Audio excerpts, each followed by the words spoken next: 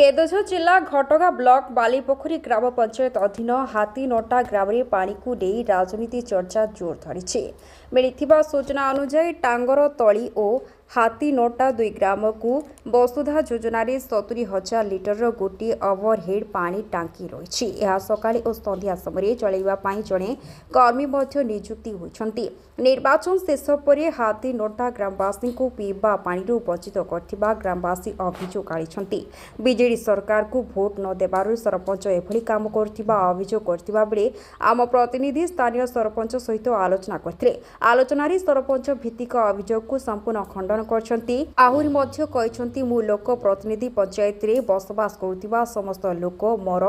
पानी को नहीं राजनीति करने उचित नुहे बोली प्रकाश करछंती ब्यूरो चीफ दशरथ बारिकों को रिपोर्ट कौशल टाइम्स बालीपोखरी ग्राम पंचायत रे सरपंच आज्ञा देखो आज आपण पंचायत अधीन हाथीनोटा ठारे पानी पाई लोक आंदोलन करभियोग कर ग्रामर लोक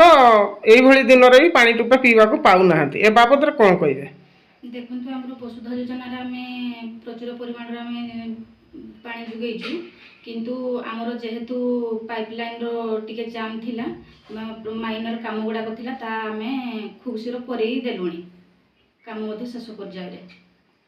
आग को पानी ठीक ठाक पाई परिबे आगे वर्तमान सुधा भी पानी पाउचंदे लोक दिन दिन सेमती असुविधा थिला आगे आपण जनप्रतिनिधि हिसाब रे आपण समस्त समान निश्चित किंतु किछि महिला अभियोग करछंती आमे बीजेडी सरकार को भोट देलु नै बोली पानी बंद कराई जे केते सत देखते सरपंच